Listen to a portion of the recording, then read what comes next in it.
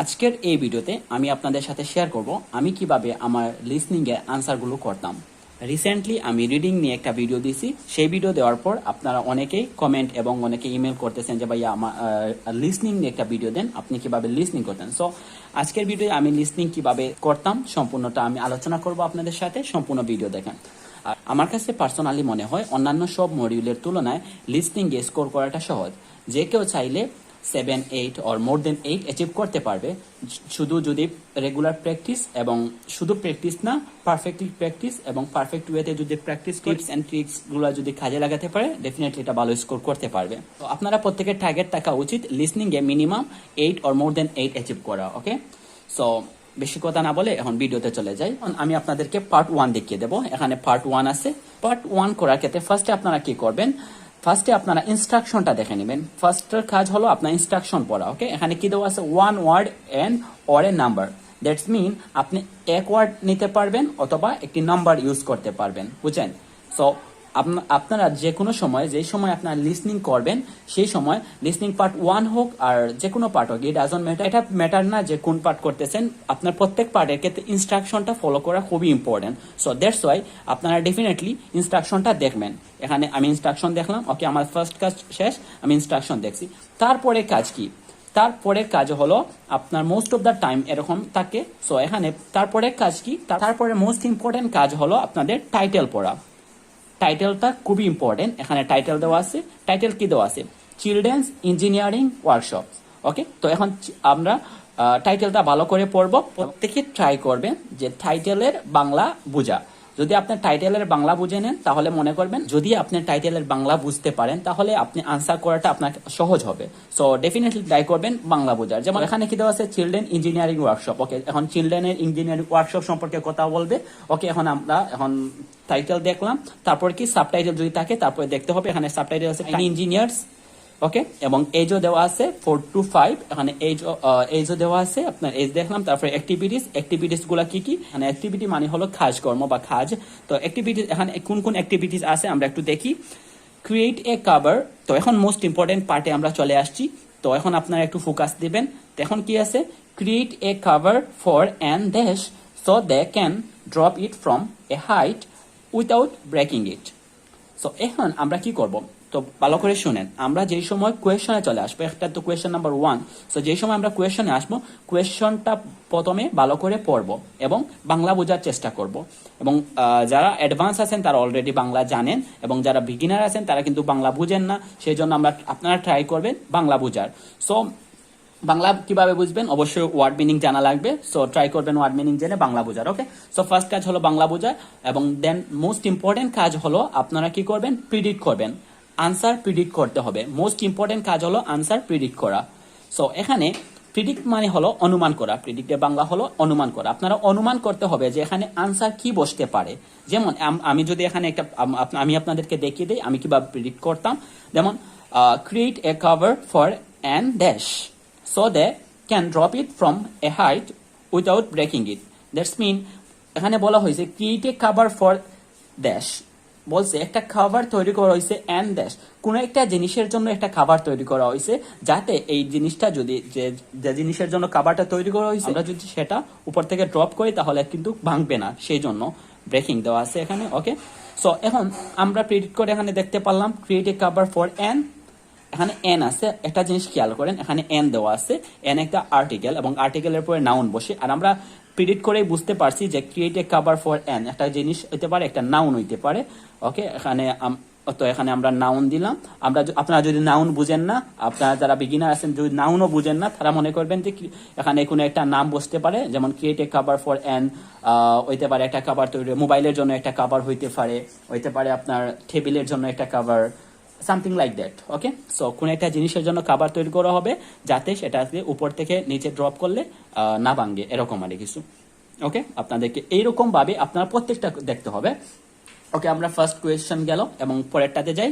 পরেরটাতে কি আছে, এখানে কি দেওয়া আছে, take part in a competition to build the tallest something. এখানে বলছে টেক পার্ট, এখন একটা কম্পিটিশনে পার্ট নেওয়ার কথা বলছে, টু বিল্ড সেখানে তৈরি করা হবে, বিল্ড মিনস তৈরি করা, দ্য টলেস্ট মানে লম্বা। এখানে বলা হয়েছে একটা কম্পিটিশন অংশগ্রহণ নেবেন যেখানে টলেস্ট কোনো কিছু কি করা হবে, তৈরি করা হবে। টলেস্ট এখানে হাইয়েস্টও দিতে পারে, আপনারা খেয়াল রাখবেন, অনেক সময় প্যারাফ্রেজিং করে হাইয়েস্টও দিতে পারে।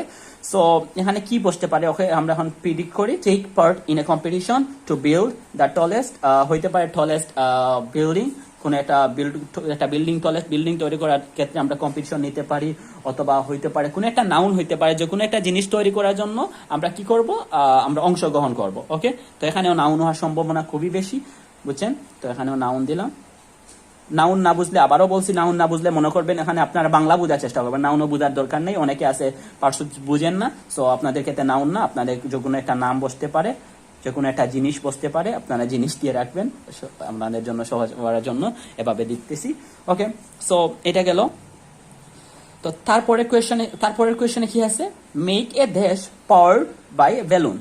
কোন একটা জিনিস তৈরি করার কথা বলছে, যেটা কি দিয়ে, বেলুন দ্বারা, পাওয়ার্ড বাই বেলুন। ওকে, তো বেলুন দ্বারা, পাওয়ার্ড বাই বেলুন। ওকে, তাইলে এখানে মেক এ দেশ, আবারও এখানে দেখেন এই একটা আর্টিকেলের পরে নাউন বসে, মানে আপনারা যারা বিগিনার, আবারও বলছি, আমি কিন্তু এখানে একেবারে ডিটেলাইজ করে এক্সপ্লেন করতেছি, যাতে আমার ভিউয়ার্সরা অনেক আছে অ্যাডভান্স এবং অনেক আছে বিগিনার, সব প্রত্যেকের কথা বিবেচনা করে আমি এরকম এক্সপ্লেন করতেছি। সো মেক এ দেশ, মনে করবেন এখানে একটা আর্টিকেল আছে, আর্টিকেল কি, এ এন ডি, এই তিনটা হলো আর্টিকেলের পরে নাউন বসে, আপনারা যদি নাউন না বুঝেন, মনে করবেন যে কোনো একটা নাম বসাতে হবে, বা যে কোনো একটা জিনিসের নাম বসবে, এরকম মেক এর একটা জিনিস তৈরি করা হবে powered by balloon. Okay, balloon দ্বারা। তো এখন আমরা তিনটা কোয়েশ্চন দেখলাম, এখন পরের সাবটাইটেলে চলে যাই। এখানে যে আছে, এখানে কি দেওয়া আছে, জুনিয়র ইঞ্জিনিয়ার্স। ওকে, এবং এই দেওয়া আছে, এখানে সেম অ্যাক্টিভিটিস দেওয়া আছে। এবার পড়ি আমরা, build model car truck and something and learn how to program them so they can